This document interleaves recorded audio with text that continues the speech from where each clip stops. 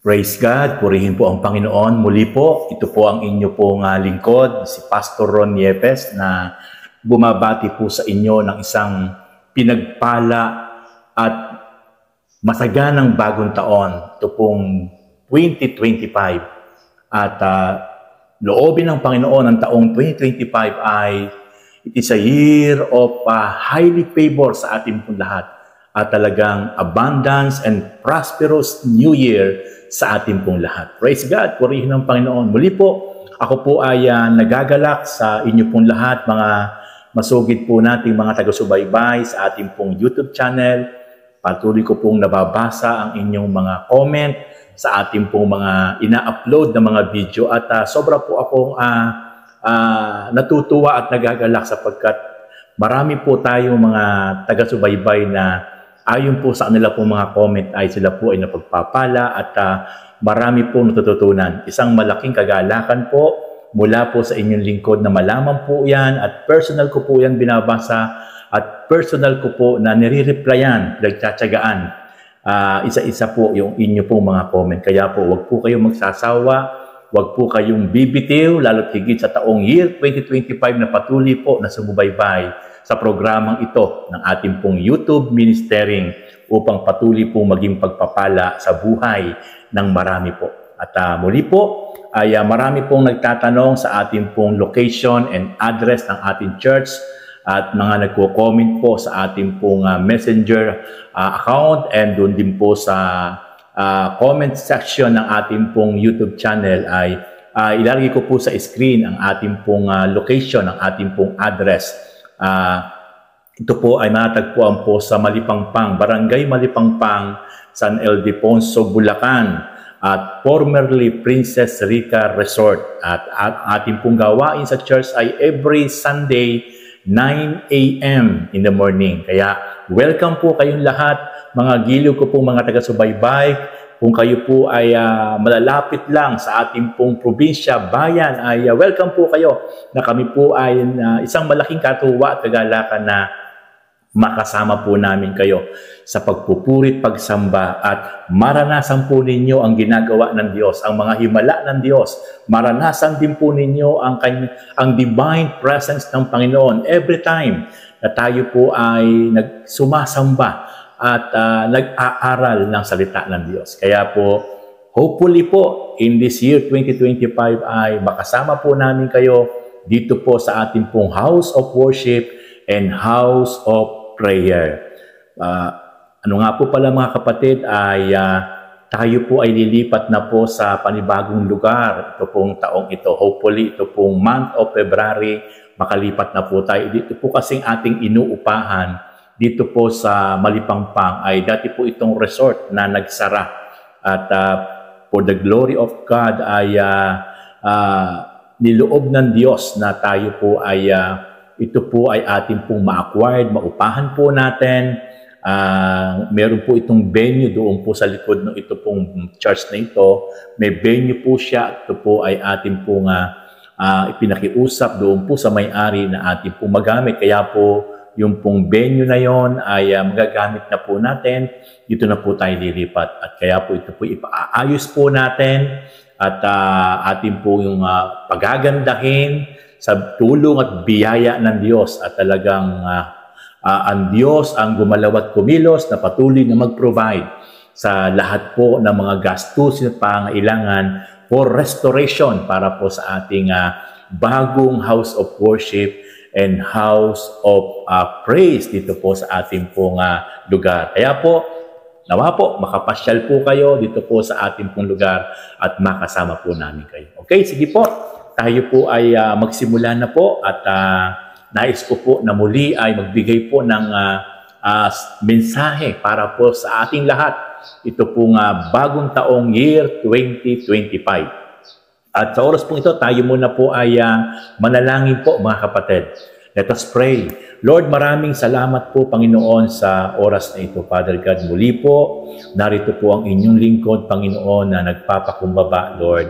Naninikluhod sa inyong harapan na inaamin ko po, Lord God, ay wala po akong magagawa, Panogat. Ang aking pong kaalaman ay kulang at kapos, Father God. But kapag ang inyo pong lingkod ay inyo pong sinamahan, inanoint, binahiran ang aking pong mga labi, Father God, at binigyan po ng karunungan, wisdom, and knowledge from you. Naniniwala ko, Panginoon, na magiging pagpapala, Lord, ang buhay ng inyong lingkod sa marami, Lord, na makapakikinig dito po, Panginoon, sa aming bansa, nationwide, even po, Father God, worldwide, sa iba't ibang panig ng daigdig, by YouTube platform, Panginoon God. Salamat po, Father God, sapagkat ang YouTube platform ay nagagamit ng inyong mga lingkod upang patuloy, Lord, na maipalaganap ang inyo pong makapangyarihang salita. Pagpalain niyo po, i-bless, Lord, ang gawaing ito, ang ministeryong ito ninyo, ng inyong lingkod, Father God, at patuloy po, Lord, na kayo ang mataas at maparangalan, Panginoon God. Salamat po, Lord. Ito po ang aking panalangin. In Jesus' name I pray. Amen and amen. Praise God, purihin ng Diyos sa oras po ito. Patuloy po na tayo po ay mag-aral at makinig ng salita ng Diyos. Salubungin po natin ang year 2025 na talagang buong sabik, buong kauhawan, buong pagmamahal na atin pong basahin, pag-aralan, pakinggan ang salita ng Diyos. Ito po ang isa sa pinakamaganda na maging New Year resolution po ng napakaraming tao. Especially po ang mga anak ng Diyos, ang mga tinawag ng Panginoon na patuloy na maranasan po ang kauhawan, ang kasabikan, ang pagpapahalaga at pagmamahal sa salita ng Diyos. Okay, ang aking pong topic sa oras na ito na i-share po sa inyo sa oras na ito ay may pamagat po na the most powerful book or the most powerful book in this world. Alam niyo po, napakaraming mga libro. Kapag tayo pumunta sa mga bookstore or national bookstore, napakaraming libro. Daan-daan libo ang iba't ibang libro na isinulat ng iba't ibang author or different authors mula noon until now. Napakarami na magiging pagpapala po ang karamihan dito. Magbibigay po sa atin ng kaalaman, karunungan sa iba't ibang tinatalakay at nilalaman po ng daan-daan libo na mga libro. Or hindi lang daan-daan, kundi halos baka abutin po ito ng milyon kinds of books in this world. Pero mga kapatid, ang aking pong ibabahagi ngayon sa inyo ay yung tinatawag na the most powerful book in this world. Yan po ang nais ko na ating pong tunay na kasabikan, tunay na kauhawan, tunay pong bigyan ng importansya o priorities sa ating buhay sa taong New Year 2025. Sa taong 2025 ay lahat po tayo ay masabi, mauhaw sa pagbubulay-bulay, sa pagme-meditate, sa pag-aaral, sa pakikinig, at sa pagpunta sa bawat lugar na kung saan ipinapangaral ng mga lingkod ng Diyos ang makapangyarihang salita ng Diyos na matatagpuan sa Bible. Walang iba kundi ang Bible o ang Biblia, ang pinaka makapangyarihang aklat sa ibabaw ng mundo. Sapagkat kapag ito po ang kinauhawan natin, kapag ito po ang kinasibikan po natin, kapag ito po ang tunay po talaga nating isa sa naging priority sa buhay, wow, ang laki pong impact ang magagawa nito sa ating mga buhay. Okay. Dalhin ko po kayo doon sa aklat ng 2 Timothy chapter 3, verse 16. Basahin po natin ang nakatala dito.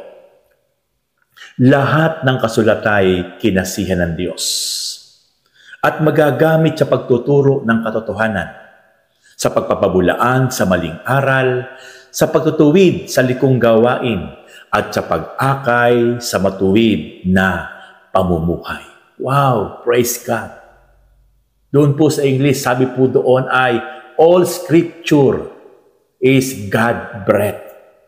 Lahat ng kasulatan, lahat na nakakonfile sa aklat o sa libro, sa Biblia or Bible, lahat, all scripture is God-breathed. Kinasihan, hiningahan ng Diyos ang aklat na ito, na regalo sa atin ng Panginoon. Nang ang ating Panginoon ay bumalik sa langit at nangakong babalik, meron siyang iniwan. Walang iba kundi ang banal na Espiritu at ang kanyang love letter sa atin. Walang iba kundi ang Biblia or Bible. At ito po ang kailangan na matagpuan, kasabikan, kauhawan ng bawat isang taong nabubuhay sa ibabaw ng mundo.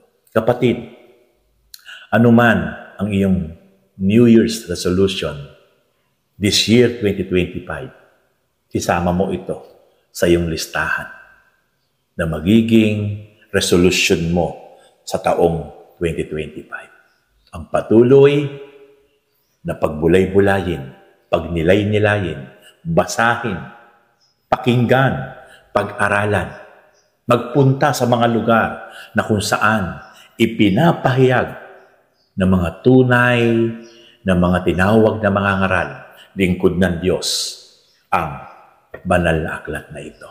Sapagkat may gagawin ang Diyos sa buhay mo, sa buhay natin lahat. Ulitin ko po, sabi po ng 2 Timothy chapter 3 verse 16, lahat ng kasulatay kinasihan ng Diyos.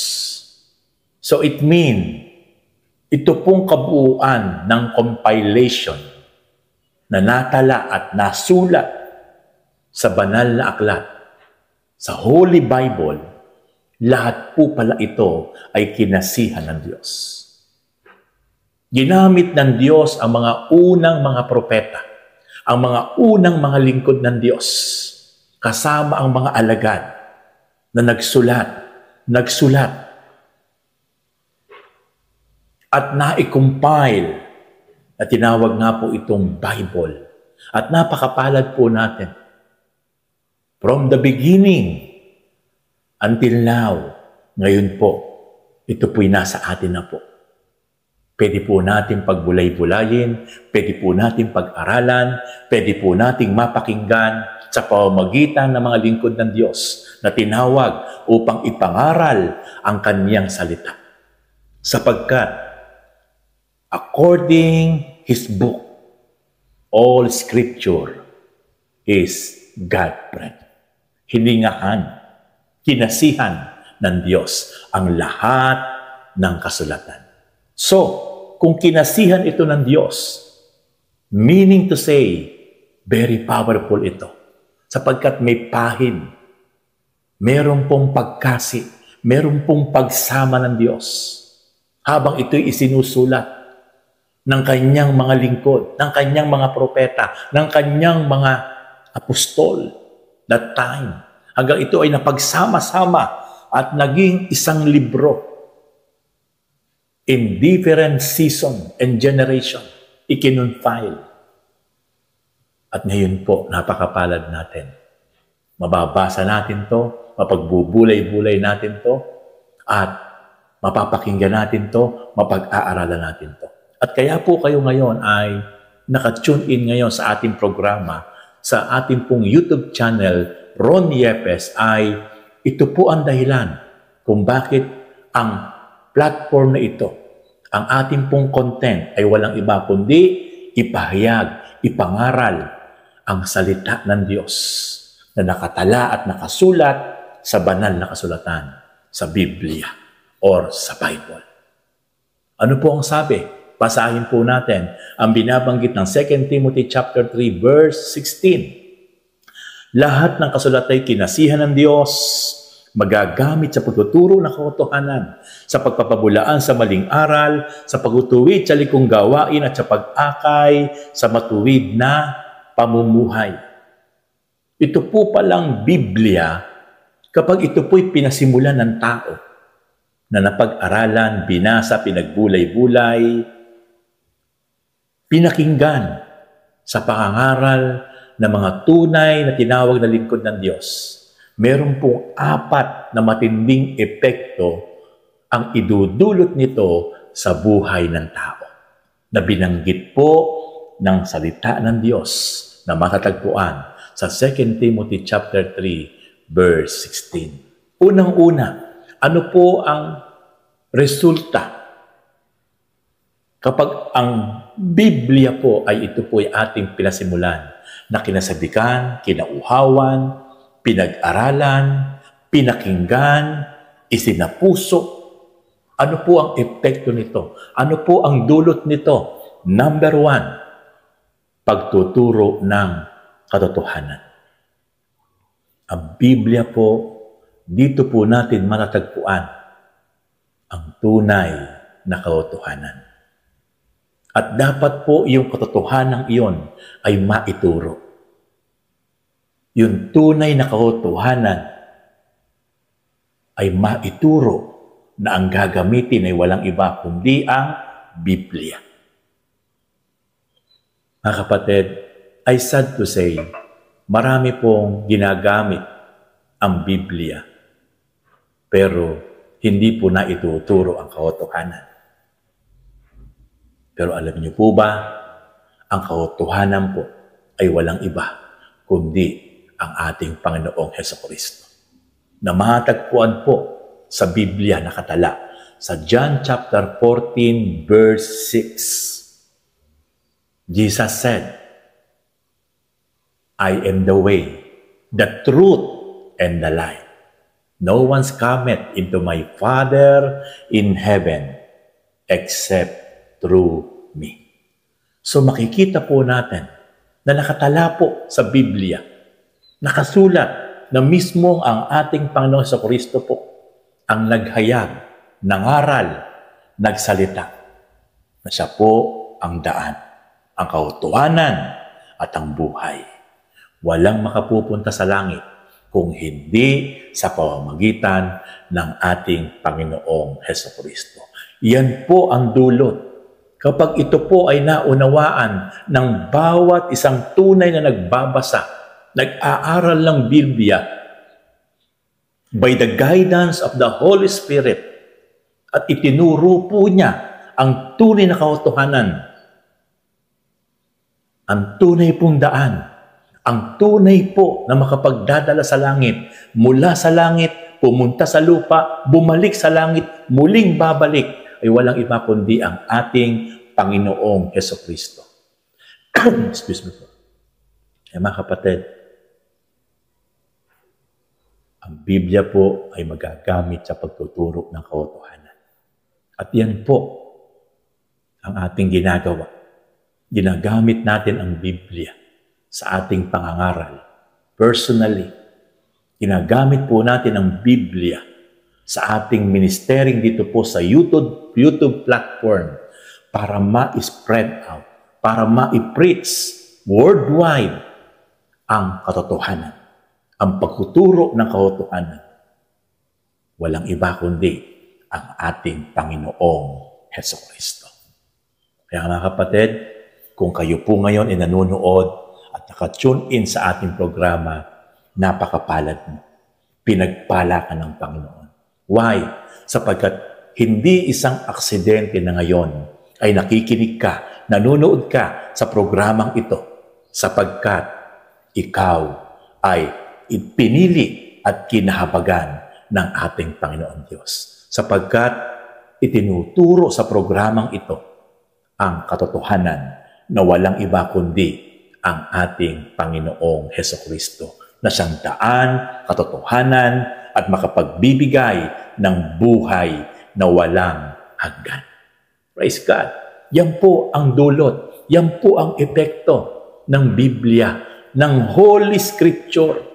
Kaya po, napaka-powerful po ng Bible. Kapag ito po ay ating kinasabikan, kinauhawan, minahal, at ito po ay talagang napakinggan po natin ang mga aral ng mga nagtuturo, in different places, pumupunta po tayo para makapakinig sa mga tinawag ng Panginoon, pinahira ng Panginoon para ipangaral ang katotohanan na walang iba kundi ang ating Panginoon. May malaking epekto po na magaganap, mangyayari sa buhay mo, kapatid, sa buhay nating lahat. Ikalawa na dulot ng powerful book na ito ng Biblia ay pagpapabulaan sa maling aral. Napakarami pong mga false teaching na nagkalat po ngayon. Napakarami pong mga bulaan na tagapagturo na nagkalat po worldwide. Hindi na po tayo magme-mention. Ang palatandaan po ng mga false teaching, ang kanilang ipinapangaral, ang kaligtasan ay ang kanilang samahan. Ang kaligtasan ay ang kanilang denomination o religion. Kapag napakinggan niyo po, mga kapatid, sa isang mangangaral, na kapag ang kanyang inihahayag, itinataas ay yung kanyang sekta, yung kanyang relihiyon, ito yung kanyang ipinakikipagtalo, ipinakikipaglaban, na yung kanyang relihiyon ang kanyang ipinaglalaban para kayo at tayo ay maligtas, ito po'y isang sign na kailangan pabulaanan. It is a false teaching. Ang tunay po na daan na kaligtasan, ang tunay po na katotohanan na aral ay sinabi ng ating Panginoon sa John 14 verse 6 na sinabi ng ating Lord, "Ako ang daan, ang katotohanan at ang buhay. Walang makapupunta sa Ama kung hindi sa pamamagitan ko." Kaya maliwanag po, hindi po sa pamamagitan ng tao, hindi po sa pamamagitan ng samahan, ng relihiyon, maliligtas ang tao, kundi sa pamamagitan ng ating Panginoon. Ito po ang katotohanan. At iyan po ang pabubulaanan natin. At ang gagamitin din po natin ay ang Biblia. Sapagkat nakatala po sa Biblia ang tunay pong daan, ang tunay pong katotohanan, at ang tunay pong makapag-aakay sa atin doon sa kalangitan na walang iba kung sino po yung galing sa langit. Siya po ang may karapatan na magsabi na makapagdadala sa atin doon sa langit. Walang iba kundi ang ating Panginoong Hesukristo. Walang ibang galing langit, walang ibang bumaba ng langit, at walang ibang bumalik ng langit maliban sa bugtong na anak ng Diyos, sa ating Panginoong Hesukristo. Kaya po, magagamit po natin ang Biblia. Nakatala po sa Bible na walang ibang daan, walang ibang katotohanan, walang ibang makapagbibigay ng buhay na walang hanggan sa atin maliban sa ating Panginoong Hesukristo. Kaya po, Biblia rin po ang ating gagamitin upang pabulaanan ang mga maling aral. Sapagkat sinabi po ng ating Panginoon sa John chapter 11, verse 24, 25. Ano po ang sabi niya? "Ako ang buhay at muling pagkabuhay. Ang sino mang mananalig sa akin ay hindi na mamamatay magpakailan paman." Wow! Praise God! Ang ating Panginoon na nagsabi, siya ang buhay. Siya ang buhay. Ako ang buhay. At ang sino mang mananalig sa akin ay hindi na mamamatay magpakailan paman. So meaning to say, eternal life ang mararanasan po ng bawat isang taong tunay na magpapa sa Panginoon Jesus. Tatanggapin siya bilang personal Lord and Savior. Sapagkat siya po ang may sabi niya, "Ako ang buhay at muling pagkabuhay." Praise God! Hallelujah! Ikatlo po na mararanasan po ng bawat isang tao na talagang nauhaw, nagutom, nasabik, nagbasa, nagnilay-nilay, nakinig ng mga aral sa mga tunay pong tinawag ng Diyos ay pagutuwid sa likong gawain. Alam niyo po, wala pong ibang po pwedeng magtuwid sa mga mali na gawain ng isang tao. Maliban po gumalaw ang Diyos sa buhay ng isang tao matapos siya makapagbasa, makapakinig ng salita ng Diyos na nagmumula sa Biblia.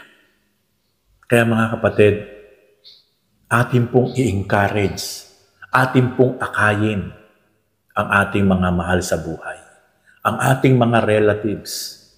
Sila po i-encourage natin na magbasa, mag-aral, makapakinig ng salita ng Diyos na ipinapahayag ng mga lingkod ng Diyos mula po sa Biblia. Sapagkat ito po ang starting point na babaguhin ang mga maling gawain ng bawat isang tao na mahal natin sa buhay, kaibigan natin, kapwa natin. Walang ibang way, walang ibang paraan para ang tao po ay mabago ang kanyang maling gawain into a good work in the face of our Lord. Ito po ang babago. Yung mga maling gawain na kinahuhumalingan ng ating kaibigan, kapwa, kakilala, or our families, akayin po natin sila. Encourage po natin sila na sila po ay makapakinig, makapanood, makarating sa bawat church every Sunday kung saan ipinapangaral po ang salita ng Diyos. Sapagkat ito po ang tunay na magtuturo, magtutuwid sa kanila sa mga likong gawain. Ito po ang matinding epekto na magmumula po sa kapangyarihan ng salita ng Diyos na matagpuan sa Biblia. Last na magiging epekto nito sa buhay po ng bawat isa pong tao na makasusumpong, mauuhaw, masasabik sa salita ng Diyos sa pamamagitan po ng Bible, pag-akay sa matuwid na pamumuhay. Alam niyo po, napakarami pong tao worldwide ay namumuhay po sa kalikuan. Namumuhay po sa makamundong gawain. Pasama po ng pasama ang mundo dahil po sa impluwensya ng bisyo, impluwensya ng drugs, impluwensya po ng social media, impluwensya po ng mga taong lulong sa mga gawaing masama. But, kapag ang tao po ay nahumaling, nauhaw sa salita ng Diyos, nagkaroon ng time na sabik sa panunood at pakikinig ng salita ng Diyos. Nagpunta sa mga lugar na kung saan ipinapangaral ang salita ng Diyos mula po sa Biblia. Ang mangyayari po nito, aakayin ang tao sa isang matuwid na pamumuhay. Lead a righteous living by the power of the Holy Scripture. Wow! Praise God! Mga kapatid, ito po ang nangyari sa aking buhay. Nang ako po ay magsimula na makapakinig sa isang mangangaral at magpasimula na mauhaw at masabik sa pagbabasa ng Biblia sa murang edad hanggang hindi ko namalayan ang kauhaw at kasabikan sa pagbabasa sa pag-aaral at sa pag-attend sa bawat gawain sa loob at labas ng church. Sobra po akong nauhaw, nasabik sa pag-aaral, sa pagbabasa, sa pakikinig ng salita ng Diyos na mula po sa Biblia. Ito po ang bumago sa buhay ng inyong lingkod. Hanggang isang araw, hindi ko po mapigilan ang pagtawag ng Panginoon na ako po'y gamitin niya bilang isang mangangaral. At naranasan ko po na ako po ay binago niya, na ako po ay namuhay mula po sa masamang pamumuhay patungo sa isang matuwid na pamumuhay. Naranasan ko po ang patuloy na magamit ako ng Diyos upang ituro, pabulaanan ang mga maling aral. Naranasan ko po na akayin po ako ng Panginoon sa pamamagitan ng Kanyang salita mula sa mga likong gawain patungo sa tama at matuwid na gawain sa pamamagitan ng Diyos, sa pamamagitan ng kanyang mga salita na mahatagpuan sa Biblia. Praise God! Kapatid, sa oras na ito, I want to encourage you in this year 2025, patuloy mong simulan na ang Biblia ay iyong kauhawan, kasabikan, pagbulay-bulayin, pagnilay-nilayin. And patuloy kang sumabaybay sa programang ito. Tinitiyak ko sa iyo, hindi ka mapapasama, kundi bagkus ikaw ay mapapabuti at dadaloy ang biyaya at pagpapala sa buhay mo, kapatid.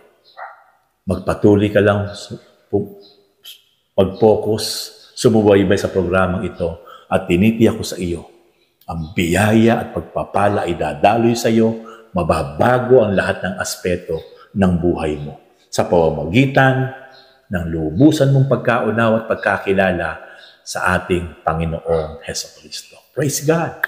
Purihin ng Diyos. Ito po ang mensaheng ito na aking pong ibinahagi sa inyo. The most powerful book in this world. Walang iba kundi ang Biblia, ang Holy Scripture.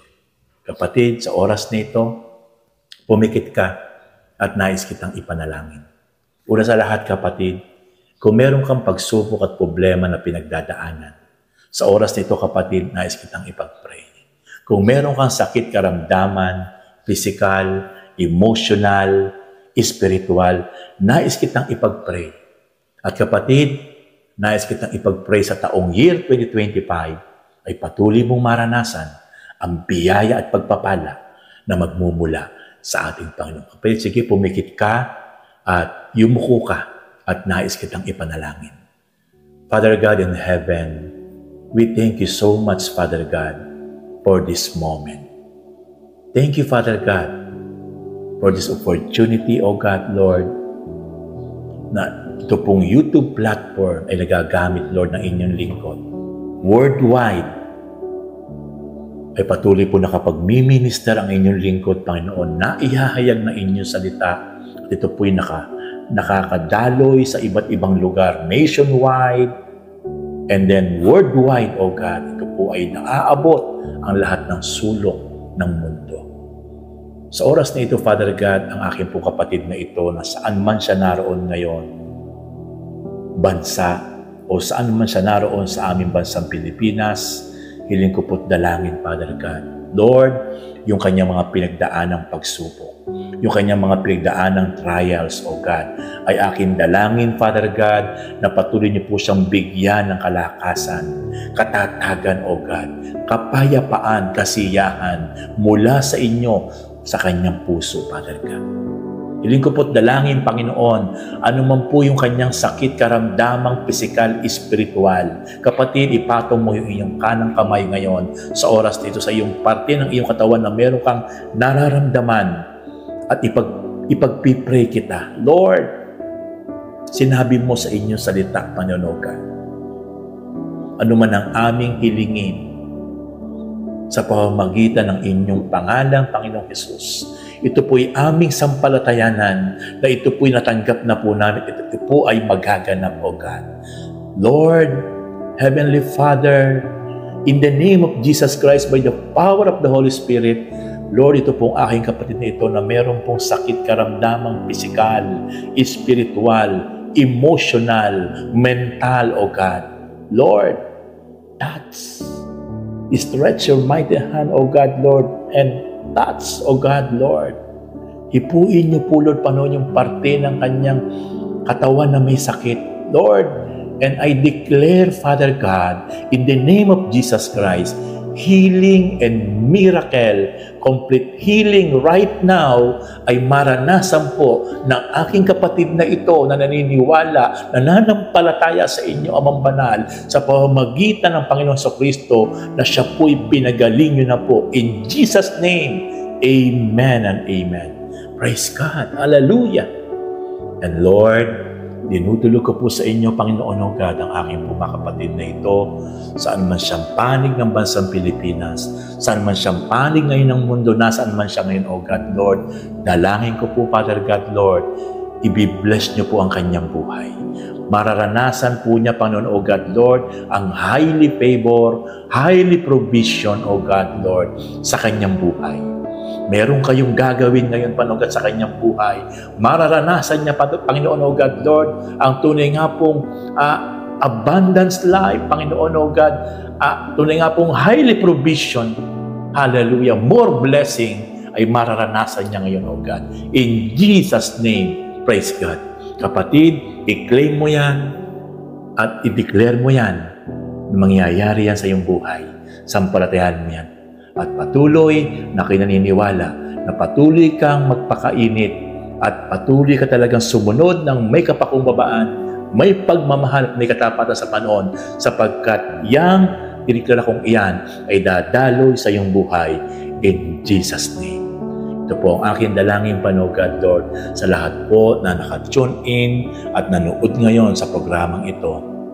Tunay nga po, O God, Lord, gagalaw kayo at kikilos sa buhay nila. In the name of Jesus Christ, Amen and Amen. Praise God. Kapatid, ako ay, ikaw ay aking binabati. Napakapalad mo sapagkat may magandang gagawin ang Diyos sa buhay mo. Praise God. Purihin ang Panginoon. At kung hindi pa po kayo nakasubscribe, kayo po ay mag-subscribe para po kayo po ay updated sa ating pong mga upload na ina-upload sa programa pong ito sa ating YouTube channel, at paki-pindot na rin po yung notification bell at yung pong kayo rin po ay mag-like para po yan ay lalo po kayo talagang maging updated sa ating pong YouTube channel. Maraming salamat po. Muli po, ito po si Pastor Ron Yepes na bumabati sa inyo ng isang pinagpala at masaganang bagong taong year 2025 sa ating lahat. God bless you more. See you next videos.